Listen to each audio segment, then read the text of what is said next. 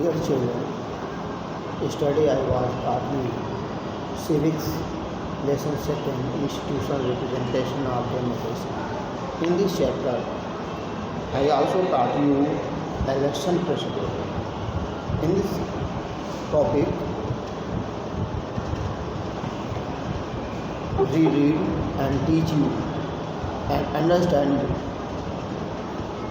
page number 143.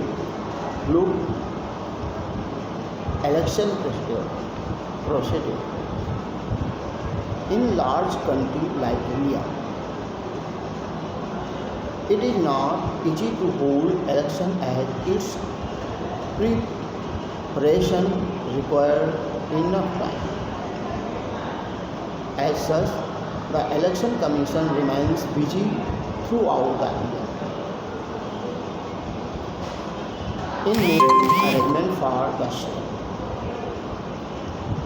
The preparation for election requires the preparation of electoral laws. The name of the adults living in a territorial constituency are enrolled in one general electoral roll. Each state is divided into territorial constituency in such a manner that the ratio between the population of each constituency and number of seats allotted to it shall be the same throughout the state.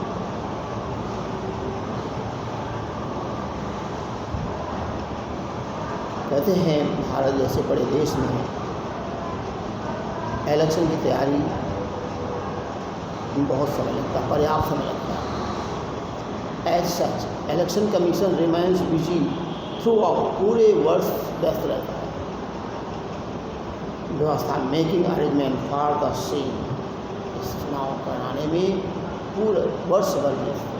The preparation of election require the preparation of electoral roles.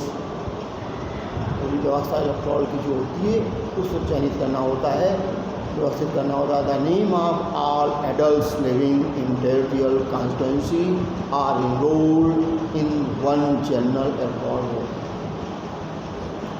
यहाँ का मतलब है जो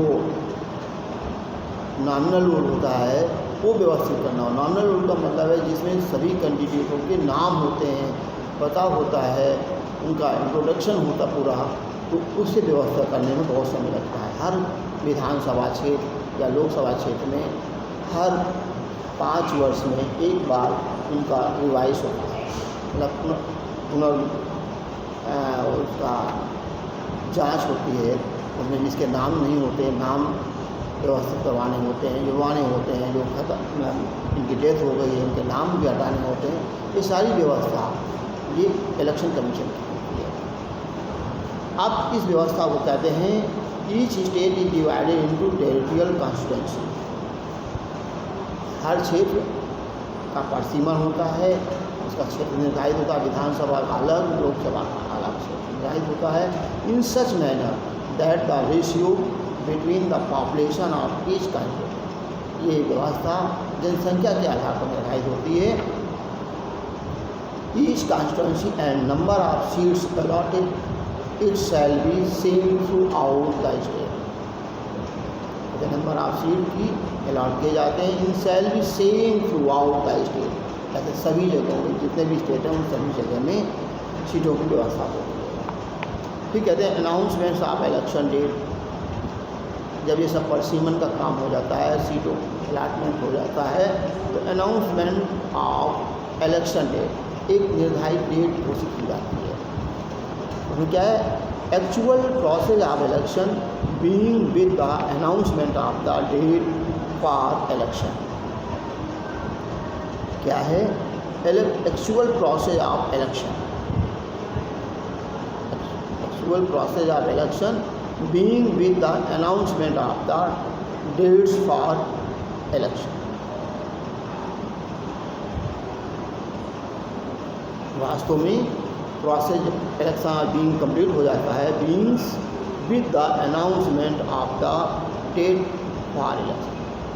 और सही वास्तव में जो चुनाव की प्रक्रिया शुरू होती है तो चुनाव की डेट घोषणा होने से ही शुरू होती है। एक्चुअल प्रोसेस जो शुरू होता है डेट्स घोषणा से होता है।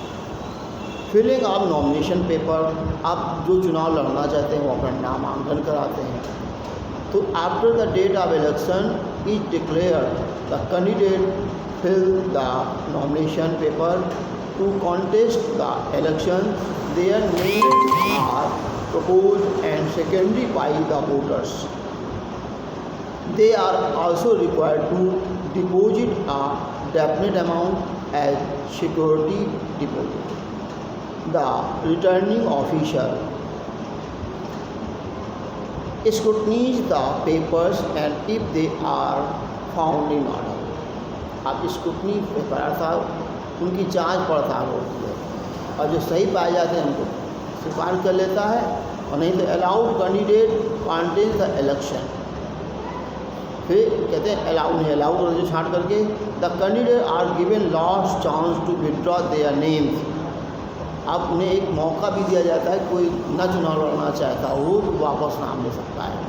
Withdraw their name if they wish, इसकी इच्छा हो, फ्रॉम द कॉन्टेस्ट की व्यवस्था से। Then the final list of the candidate is prepared, बाद में फाइनल लिस्ट तैयार की जाती है। अलॉटमेंट ऑफ सिंबल, उनका चुनाव चिन्ह निर्धारित करना, क्योंकि हमारा देश नहीं, बहुत से ऐसे देश हैं जहाँ सभी पढ़े लिखे नहीं होते हैं, तो उन्हें सिंबल के माध्यम से व्यक्ति को पहचाना जाता है। जैसे बीजेपी को है कमल के फूल वोटर्स के माध्यम से, कांग्रेस है तो हाथ के पंजे के माध्यम से, और सपा है साइकिल के माध्यम से इसे पहचाना जाता है कि सपा का कैंडिडेट है, या बसपा का कैंडिडेट है तो हाथी के उस नाम से जाना जाता है, पहचाना जाता है। तो allotment of symbol, national parties have permanent symbol, other parties and independent candidates are also allotted symbols so that the voters can recognize the candidates easily. पहचान हो गया। Election propaganda, intensive propaganda is carried out after the filling of nomination papers of the candidates. The political parties make their election manifesto wherein they present their policies and program to the voters and try to impress them. इसके लिए पार्टियां या जो चुनाव लड़ता है अपना घोषणा पत्र तैयार करता है, मैनिफेस्टो तैयार करता है, और उस मैनिफेस्टो के आधार पर लोगों को लुभाने का प्रयास करता है। Try to impress them. The periodicals and diaries publish articles on the policies and program of the different political parties. The parties try to attract the electorate by holding meeting, process sessions and door-to-door convention. ये काम party के सदस्य करते हैं। जो चुनाव लड़ता है वो अपना प्रचार करता है और घर घर जाकर अपनी कन्वेंसिंग करते हैं। एक्चुअल वोटिंग क्या है? ऑन द फिक्स डेट, जो डेट निर्धारित होती चुनाव की उस दिन चुनाव होता है। The voters are given ballot papers, voters are given ballot papers containing the name and election symbol. Voters को एक बैलेट पेपर दिया जाता है, अर्थात उसमें कैंडिडेट के नाम और चुनाव चिन्ह होते हैं, सिंबल होते हैं। उन्हें क्या है? The election symbols of the candidate contesting the election. Voting is held using a new electronic voting machine. अब नाउ पहले तो पेपर के माध्यम से, अब क्या है? वोटिंग इज हेल्डिंग होने लगी using a new electronic voting machine device which has been introduced recently. अब मशीन में क्या है? मशीन आप लोगों ने देखा नहीं है या देखा हो तो अच्छी बात है। उसमें सारे कैंडिडेटों के नाम और सिंबल बने होते हैं। उसी के समूह हर एक कैंडिडेट के सामने की एक बटन होती है जिसे दबाना होता है। दबाने पर पी जैसी आवाज़ आती है और जब आवाज़ बंद हो जाती है तो आपको जानिए कि वोट आपका पड़ गया।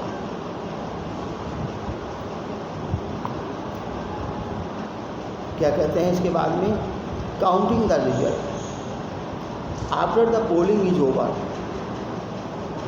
जब पोलिंग अर्थात मतदान हो जाता है तो all the ballot boxes are seal, सभी बैलेट बॉक्स या मशीनें सील कर दी जाती हैं and send to central venue of counting, और उन जगह ये हॉल में भेज दिया जाता है जहाँ काउंटिंग होती है। On the fixed date the counting take place in presence of candidates and the result are declare by appropriate authority. कहते हैं on fixed date counting take place, counting होती है इस स्थान पर in the presence of candidate, जब candidate उपस्थित हो उनके सामने, and the result are declare, घोषित किया जाता है बाय एप्रोप्रिएट अथॉरिटी, जो एक निर्धारित अधिकारी होता है उसके द्वारा रिजल्ट घोषित किया जाता है। इलेक्शन पेटिशन क्या है, if any losing candidate feels that our winning candidate adopted some illegal means and committed some irregularities to win the election, he may file a petition in the court of law if the charges are proved. The election is declared null and void and other orders are issued for holding fresh election in that constituency। क्या है, अब आज के समय जानते हो जो व्यक्ति हार जाता है तो गुस्सा आता भी है, नाराज होता है, और आपको ये भी मालूम है भ्रष्टाचार का ज़माना भी है। तो ऐसे जो भ्रष्टाचार का सहारा लेकर जो जीत जाते हैं, यदि ऐसा संकेत मिलता है तो पराजित या हारा हुआ व्यक्ति अपना अदालत में जाकर प्रार्थना पत्र दे सकता है, अपना प्रार्थना पत्र दे सकता है, और इलीगल रूप से जो काम हुआ है उसके खिलाफ लड़ाई लड़ सकता है। तो कहते हैं ऐसी अवस्था में अदालत ही सर्वोपरि होगी जो निर्णय लेगी। Next, political parties, next day पढ़ाएंगे।